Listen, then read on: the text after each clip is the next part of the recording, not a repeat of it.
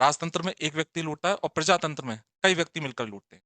आखिर प्रजातंत्र है क्या? जो इटली और जर्मनी देश प्योरली फासिस्ट फासीवादी थे। विपक्ष के नेताओं को मार दिया गया। द्वितीय विश्व युद्ध हुआ। आज इटली और जर्मनी पूरी तरह से डेमोक्रेटिक है। ऐसी क्या चीज थी जो जापान सेकंड वर्ल्ड वॉर परमाणु हमले के बाद पूरी तरह बर्बाद हो गया? आज पूरी तरह से डेमोक्रेटिक है, प्रजातांत्रिक है। आजादी के बाद जवाहरलाल नेहरू जी ने जो नीति अपनाई उसे हम उदारवादी लिबरल कहेंगे। लेकिन चीन से युद्ध हुआ, भारत की हार हुई। दूसरा, प्रजातंत्र कितना कामयाब रहेगा ये निर्भर करता है वहां के लोगों पर, खासकर जो मेजोरिटी में है। अभी हाल ही में सुप्रीम कोर्ट का एक डिसीजन आया है। आप भले ही उस डिसीजन से सहमत ना हो, लेकिन इतना जरूर है कि हमें यह एहसास दिलाया है सुप्रीम कोर्ट ने कि इस देश में आप अगर अलग सोच रहे हो तो भी कानून आपको प्रोटेक्ट करेगा।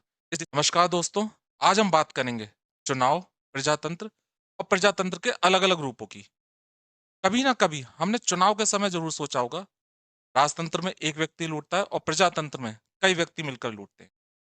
किसी देश में प्रजातंत्र कितना कामयाब होगा निर्भर करता है वहां के देश के लोगों की संस्कृति, रिवाज और सबसे ज्यादा धार्मिक मूल्यों पर। हमारा देश दुनिया का सबसे बड़ा लोकतांत्रिक देश है। प्रजातंत्र एक पौधे की तरह है जो खास मिट्टी में ही फलता फूलता है। कई देशों में प्रजातंत्र को लाने की कोशिश की गई, लेकिन कभी भी प्रजातंत्र सही मायनों में वहां नहीं आ पाया। प्रजातंत्र एक उम्मीद है। चाहे हम प्रजातंत्र की 100 बुराई करें, लेकिन ये प्रजातंत्र ही तो है जो हमें खुलकर अपनी बातों को रख सकते हैं, पसंद ना आने पर अपने नेताओं का विरोध कर सकते हैं। फिर आखिर क्यों कहा जा रहा है आज दुनिया के कई देशों में डेमोक्रेसी दूर जा रही है, डेमोक्रेसी अब तानाशाही में बदलती जा रही है? आखिर प्रजातंत्र है क्या? जो इटली और जर्मनी देश प्योरली फासिस्ट फासीवादी थे, विपक्ष के नेताओं को मार दिया गया, द्वितीय विश्व युद्ध हुआ। आज इटली और जर्मनी पूरी तरह से डेमोक्रेटिक है। ऐसी क्या चीज थी जो जापान सेकंड वर्ल्ड वॉर परमाणु हमले के बाद पूरी तरह बर्बाद हो गया, आज पूरी तरह से डेमोक्रेटिक है, प्रजातांत्रिक है? अगर हम आज के प्रजातंत्र की परिभाषा के हिसाब से देखें तो एक भी वेस्टर्न कंट्री जो तरक्की कर रही थी, इकोनॉमिकली पावरफुल बनी, उस समय पूरी तरह से डेमोक्रेटिक नहीं थी। यह सभी देश सही मायनों में प्रजातांत्रिक बाद में बने, जब उन्होंने तरक्की कर ली। इस समय यह माना जा रहा है दुनिया भर में तानाशाही, अथॉरिटेरियनिज्म बढ़ रहा है। 2024 में कई देशों में एक दर्जन से ज्यादा देशों में चुनाव होने वाले हैं। यहाँ पे प्रश्न उठता है, क्या वहां पर डेमोक्रेसी रहेगी? हमारे यहाँ भी चुनाव 2024 में होने वाले हैं। इसी के साथ एक बहस तेज हो गई है, हमारे देश में प्रजातंत्र खतरे में आ जाएगा अगर बीजेपी इस बार जीती। क्या यह संभव है? कुछ लोग जिनके हिसाब से चीजें नहीं होती, वो ये कहते हैं, या इसमें कुछ सच्चाई है, चीजें खराब हो रही हैं, हमें पता नहीं लग रहा, कि वास्तव में हमारा एक वहम है। हम कुछ एग्जाम्पल के आधार पर एक ही चीज को सही मान लें, गलत है। आपको जो भी मैं जानकारी दूंगा उसके हिसाब से आपको खुद एक निष्कर्ष पे पहुंचना है। प्रजातंत्र एक सोच है, जीने का तरीका है, जिसमें कई कमियां हैं। डेमोक्रेसी का मतलब लोग खुद निर्णय लें, एक साधारण आदमी भी चुनाव लड़ सके, बोलने की आजादी, सरकार का दखल लोगों की आम जिंदगी में ना हो। प्रजातंत्र में लोग पार्टी को जिताते हैं, सरकार कैसे काम करे ये उस पार्टी की नीतियों और नियत पर निर्भर करता है। प्रजातंत्र की आत्मा चुनाव है। इसका मतलब ये नहीं चुनाव जहां जहां होते हैं वो प्रजातांत्रिक देश है। चाइना में भी चुनाव होते हैं। चाइना एक कम्युनिस्ट देश है। प्रजातंत्र के अलग अलग रूप होते हैं। प्रजातंत्र के जो मानक हैं उनके हिसाब से हम प्रजातंत्र को अलग अलग रूपों में रख सकते हैं, कैटेगरीज में डिवाइड कर सकते हैं। उदारवादी लोकतंत्र, लिबरल डेमोक्रेसी, तानाशाही लोकतंत्र, अथॉरिटेरियन डेमोक्रेसी, निरंकुश लोकतंत्र, ये एक ही तरह की डेमोक्रेसी है। फासीवादी सरकार, इसको हम प्रजातंत्र नहीं कह सकते, लेकिन कई बार जो विपक्ष होते हैं और कुछ लोग होते हैं वो किसी भी सरकार को बड़ी आसानी से फासीवादी कह देते हैं। तो हमें पता होना चाहिए आखिर फासीवादी चीज क्या है। ओलिगार्किक डेमोक्रेसी, पहले बात करते हैं उदारवादी लोकतंत्र की, लिबरल डेमोक्रेसी। लिबरल डेमोक्रेसी कहें तो हर तरह की आजादी, बोलने, अपने धर्म को फैलाने की आजादी। आजादी के बाद जवाहरलाल नेहरू जी ने जो नीति अपनाई उसे हम उदारवादी लिबरल कहेंगे। देश को नुकसान हुआ या फायदा? फायदा भी हुआ, नुकसान भी। प्रजातंत्र के जो शुरुआती बीज थे, पौधे की शक्ल ली, वो इसी समय पड़ी। लेकिन चीन से युद्ध हुआ, भारत की हार हुई। दूसरा, आर्थिक तौर पे भी कोई विकास नहीं हुआ। उदारवादी लोकतंत्र, लिबरल डेमोक्रेसी विचारधारा अब कमजोर पड़ गई। इंदिरा गांधी के समय प्रजातंत्र की स्थिति बिल्कुल बदल चुकी थी। सरकार अब निरंकुश या कहें तानाशाही, ऑटोक्रेटिक तरीके से कार्य कर रही थी। लेकिन पाकिस्तान से लड़ाई से भारत की जीत हुई, पाकिस्तान के 2 टुकड़े हो गए। इसका मतलब ये नहीं तानाशाही सरकार, प्रजातंत्र, ऑटोक्रेटिक डेमोक्रेसी सही है। पंजाब में खालिस्तान का उदय इसी समय इंदिरा गांधी जी की नीतियों की वजह से हुआ। आर्थिक तौर पे भी कुछ ऐसा नहीं हुआ जो भारत को आगे ले जाता। तानाशाही सरकार में हो सकता है देश तरक्की करे, लेकिन उससे ज्यादा कुछ लोगों की मौज आती है। देश के अंदर या तो गृह युद्ध की स्थिति बढ़ जाती है, संभावना बढ़ जाती है, या अगर पहले से गृह युद्ध चल रहा होता है, कठोर नीतियों की वजह से गृह युद्ध खत्म हो जाता है। सरकार ऐसे कार्य करे जैसे हिटलर ने किया, उसे फांसीवादी सरकार कहते हैं, फासिज्म। फासिज्म को तानाशाही शासन और कठोर सामाजिक और आर्थिक नियमों द्वारा परिभाषित किया जाता है। हिटलर की फांसीवादी नीतियों की वजह से द्वितीय विश्व युद्ध हुआ। फासिज्म का दूसरा नाम टोटलिटेरियनिज्म है। हमारे यहाँ क्या कभी फांसीवादी सरकार आ सकती है? कभी नहीं। आपको आगे पता लगेगा। हाँ, कब सरकार तानाशाही तरीके से काम करने लगे, कहा नहीं जा सकता। या कहें तानाशाही सरकार कब प्रजातांत्रिक मूल्यों पर चलने लगे, कह नहीं सकते। डेमोक्रेसी के लिए क्रिटिकल थिंकिंग, समीक्षात्मक सोच होना जरूरी होता है। वो कभी भी सभी लोगों में नहीं हो सकती। इजिप्ट में 2011 में प्रजातंत्र के लिए लोग और सरकार के बीच संघर्ष हुआ। डेमोक्रेसी कुछ समय के लिए इजिप्ट में रही, लेकिन बाद में मिलिट्री डिक्टेटरशिप ने इसे तबाह कर दिया। आज की बात करें, इलेक्शन हो रहे हैं, लेकिन प्रजातंत्र सही मायनों में नहीं है। इराक की बात करें, 2003 से पहले तक सद्दाम हुसैन इराक के तानाशाह थे। अमेरिका ने इराक पे कब्जा करा, प्रजातांत्रिक तरीके से इराक में सरकार बनवाई, लेकिन इराक अभी भी प्रजातंत्र के लिए संघर्ष कर रहा है। प्रजातंत्र एक पौधा है, हर जगह नहीं खिल सकता। लोगों की मानसिकता, उनका विश्वास, धर्म मायने रखता है। पाकिस्तान हिंदुस्तान के साथ आजाद हुआ। पाकिस्तान में एक बार भी कोई प्राइम मिनिस्टर अपना 5 साल अभी तक पूरा नहीं कर पाया। मिलिट्री या कुछ ऐसा होता है, प्राइम मिनिस्टर को अपनी सीट छोड़नी पड़ती है या प्राइम मिनिस्टर को हटा दिया जाता है। प्रजातंत्र कितना कामयाब रहेगा, ये निर्भर करता है वहां के लोगों पर, खासकर जो मेजोरिटी में है। भारत के लगभग 79% लोग हिंदू हैं। अगर भारत में डेमोक्रेसी है, तो इसका कारण हिंदू मेजोरिटी में है। हिंदू के किसी भी धर्म ग्रंथ में नहीं लिखा यही कानून होना चाहिए। हाँ, राम राज्य की बात होती है, लेकिन राम राज्य के बारे में कहीं भी नहीं लिखा हुआ ऐसा होना चाहिए। जैसा आप सोचें उस हिसाब से राम राज्य की कल्पना कर सकते हैं। हाँ, कुछ लोग जरूर ऐसे होंगे जो कहेंगे हिंदुओं का राज आ जाएगा, लेकिन ज्यादातर लोगों के हिसाब से राम राज्य का मतलब सबके पास बोलने का अधिकार हो, गरीबी ना हो। हिंदूज में लिटरेसी रेट भी बेहतर है, यही सही है। धर्म में लिखा है, हमें आंखें बंद करके फॉलो करना है, ऐसा हिंदूज में, सभी हिंदूज में हमें नहीं मिलेगा। कुछ लोग मिलेंगे, लेकिन कुछ लोग ऐसे जरूर मिलेंगे जो क्रिटिसाइज करेंगे, तर्कों का इस्तेमाल करेंगे। कोई कितना भी पॉपुलर लीडर हो, सबका चहेता नहीं हो पाता। उसके खिलाफ लोग हमारे यहाँ मिलेंगे। यहाँ पे पिक्चर्स हैं, कोई भी एक लीडर ऐसा नहीं होगा जिससे सभी हिंदूज कहें सही है, सबका लोकप्रिय हो। इस समय सबसे लोकप्रिय नेता नरेंद्र मोदी हैं। मोदी जी के नाम पर आज भी बीजेपी पूरे देश में नहीं जीत सकती। सभी हिंदूज नरेंद्र मोदी को वोट आज भी नहीं देंगे। जब पाकिस्तान से बांग्लादेश अलग हुआ, इंदिरा गांधी देश की सबसे लोकप्रिय नेता थी। इंदिरा गांधी को वोट ना देना देश से गद्दारी थी। तब भी सभी हिंदुओं ने इंदिरा गांधी को वोट नहीं दिया। मुद्दे पर वापस आते हैं। जब कोई सरकार लंबे समय तक सत्ता में रहती है, निरंकुश कई बार हो जाती है, गलत डिसीजन, कुछ मनमाने फैसले लेती है। कई पत्रकार सरकार की तारीफ करने में लगे हुए हैं। रवीश कुमार आज भी सरकार की बुराई करते हुए नजर आ जाते हैं।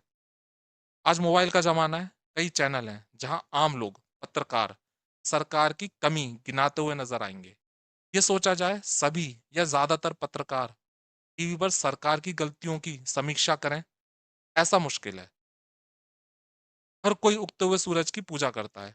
कल सरकार बदलेगी, ये पत्रकार जो इस समय बीजेपी की तारीफ कर रहे हैं, वो दूसरी पार्टी की तारीफ करने लगेंगे। कई बार एफआईआर हुई है पत्रकारों पर, लोगों पर, लेकिन कोर्ट आगे आया है, देर से ही सही, लेकिन नागरिकों के अधिकारों को प्रोटेक्ट किया है। ये देश संविधान से चलता है, संविधान में दिए हुए नागरिकों के अधिकार बिना भेदभाव के हमें प्रोटेक्ट करते हैं। अभी हाल ही में सुप्रीम कोर्ट का एक डिसीजन आया है।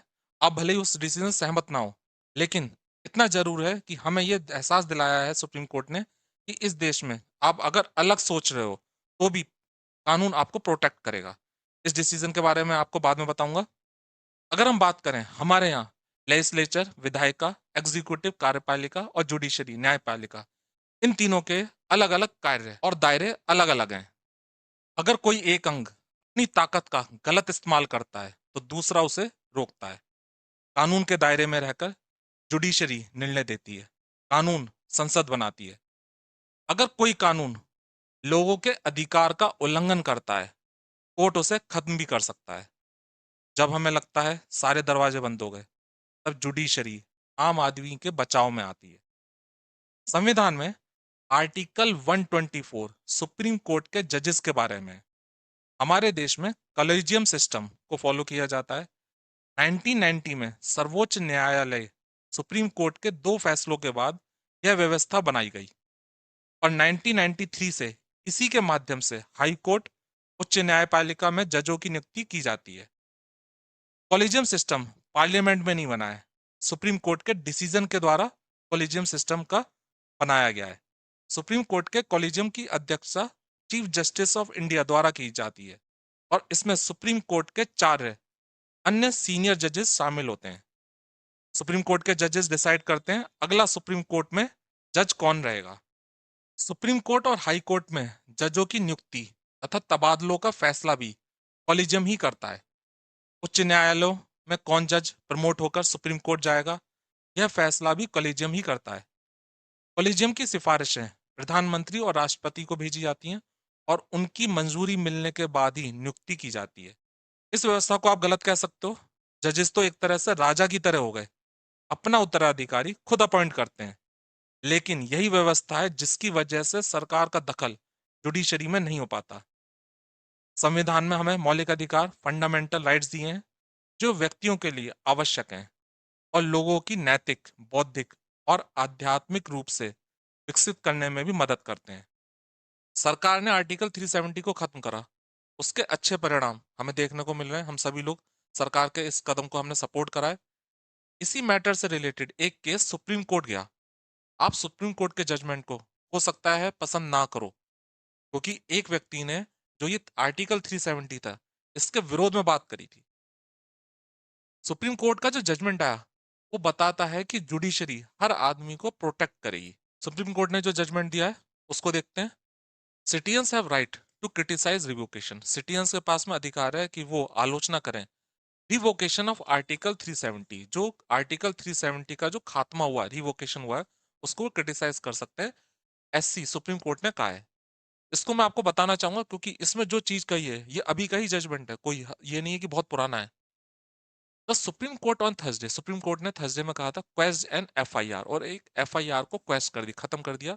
एक्यूजिंग अ कॉलेज प्रोफेसर, जिस पे आरोप था, कॉलेज प्रोफेसर पे आरोप था महाराष्ट्र के, स्प्रेडिंग एनमिटी, कि वो एनमिटी, दुश्मनी फैला रहे थे, एंड डिसहार्मनी, और डिसहार्मनी फैला रहे थे by terming the day of revocation.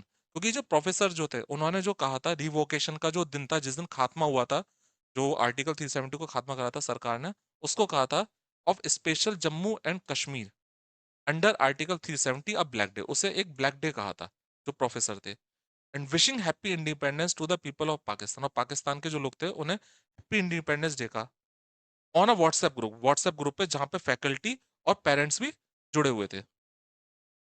Describing the day, abrogation, जो दिन था उसको एब्रोगेशन, जिस दिन खात्मा करा था उस आर्टिकल का, happened as a black day, उसे ब्लैक डे का कहना, is an expression of protest, ये अभिव्यक्ति है प्रोटेस्ट एंड एंग्विश, और जो गुस्सा है और जो प्रोटेस्ट है उसकी एक अभिव्यक्ति है। द राइट टू डिसेंट, जो हमारा प्रोटेस्ट का अधिकार है, विरोध का अधिकार है, इन अ लॉफुल मैनर, कानूनी तरह से, must be treated as a part of the right, उसे ट्रीट करना चाहिए कि वो अधिकार है। To lead a dignified and meaningful life, कि वो अधिकार है हमारा कि हम एक अच्छी और सम्मानजनक लाइफ जी सकें, जो गारंटी देता है आर्टिकल 21। तो सुप्रीम कोर्ट ने आर्टिकल 21 के तहत एक आदमी ने जो प्रोटेस्ट करा था आर्टिकल 370 को जो खत्म करा गया उसके विरोध में बात करी थी। तो उसको भी जो है प्रोटेक्ट कराए। जस्टिस एएसओ का, जो एक डिवीजन बेंच के हेड थे, उन्होंने इस चीज को कहा है। अब देखिए यहाँ पे कौन सी धाराएं जो थी वो लगाई गई थी। Justice Oka said a simple protest registered by professor Javed Ahmad, जो सिंपल प्रोटेस्ट था जो रजिस्टर करा गया था जावेद अहमद के द्वारा, अगेंस्ट द डिसीजन, डिसीजन के खिलाफ जो रिवोक करा गया, जो खत्म करा गया article 370, can not be use by the police, उसे पुलिस इस्तेमाल नहीं कर सकती टू लॉज अ केस, कि वो केस लगा दे अंडर अ सेक्शन 153 ए, 153 के तहत जो है केस लगा था। 153 ए का केस कौन सा था? प्रमोटिंग एनमिटी, दुश्मनी फैलाना, डिफरेंट क्लासेस ऑफ पीपल, अलग अलग जो वर्ग हैं उनके बीच में दुश्मनी, विवाद फैलाने वाला केस लगा था 153 A of the Indian penal code, Indian penal code के तहत। To invoke section 153 A, section 153 A लगाना, there should have been an intention to promote feelings of enmity, एक इरादा होता है जिसमें दुश्मनी जानबूझ के फैलाई जाती है, एनमिटी फैलाई जाती है या घृणा और hatred among different classes of people, अलग अलग जो लोगों की क्लासेस है उनके बीच में। The provision should not be used to silence dissent, ये जो कानून है इसका यूज नहीं करा जा सकता कि हम जो विरोध डिसेंट है उसको दबाने के लिए, जो है विरोध को दबाने के लिए यूज नहीं करा जा सकता। The constitution guarantees freedom of speech and expression, constitution guarantee देता है फ्रीडम ऑफ स्पीच और एक्सप्रेशन की, हमारा जो बोलने का अधिकार है उसकी आजादी देता है। Every citizen has the right to offer criticism, हर किसी के पास में अधिकार है कि वो आलोचना कर सके of the action of abrogation of article 370, तो आर्टिकल 370 का जो एब्रोगेशन हुआ, खात्मा हुआ, रिवोकेशन हुआ, उसकी वो आलोचना कर सकता है, हर किसी का अधिकार है। और for that matter every decision of the state, he has the right to say he is unhappy with any decision, हर व्यक्ति के पास अधिकार है कि वो कह सके कि मैं खुश नहीं हूं इस डिसीजन से। तो यहाँ पे एक सुप्रीम कोर्ट ने जो बड़ी बात कही है वो दिखाती है कि आप अगर कुछ करते हो, लॉफुली कुछ करते हो और सरकार को लगता है ये गलत है, आप सरकार के डिसीजन से सहमत नहीं हो, इसका मतलब ये नहीं है कि आप गलत हो गए। सरकार जो है वो कार्रवाई करेगी लेकिन आपको प्रोटेक्ट सुप्रीम कोर्ट करेगा। देखा जाए तो सही मायने में यही खूबसूरती एक सही प्रजातांत्रिक देश की होती है। अगर कोई गलती करे तो दूसरा उसे सुधार दे।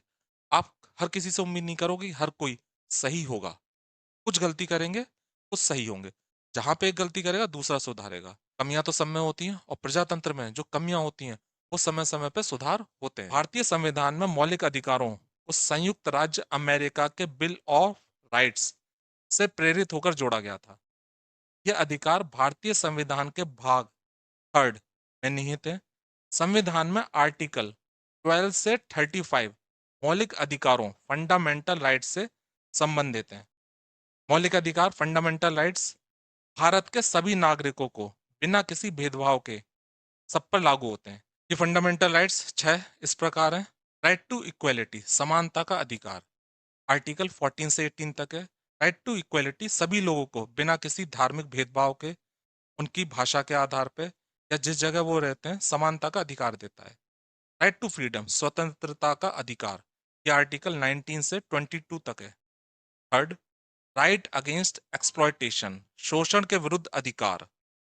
Fourth, right to freedom of religion, धार्मिक स्वतंत्रता का अधिकार, आप किसी भी धर्म के हो आप अपने धर्म को फॉलो कर सकते हो बिना किसी डर के। पांचवा, कल्चरल एंड एजुकेशनल राइट्स, संस्कृति और शिक्षा से संबंधित अधिकार। छठा, सबसे जरूरी, राइट टू कॉन्स्टिट्यूशनल रेमेडीज, संवैधानिक उपचारों का अधिकार। ये एक ऐसा राइट है, अधिकार है, रेमेडीज, अगर आपका कोई भी मौलिक अधिकार का उल्लंघन होता है तो आप इस अधिकार के तहत कोर्ट जा सकते हो, कोर्ट आपके अधिकारों को प्रोटेक्ट करेगा। संविधान सुप्रीम कोर्ट को इन अधिकारों का प्रोटेक्टर निर्धारित करता है। काफी लंबा वीडियो हो गया है, अगले वीडियो में हम बात करेंगे कैसे प्रजातंत्र शुरू हुआ, क्या दिक्कतें हैं और कैसे कोई भी व्यवस्था अपने आप में आदर्श नहीं होती। इसी के साथ में आज का वीडियो यहीं खत्म करते हैं, मिलते हैं अगले वीडियो में।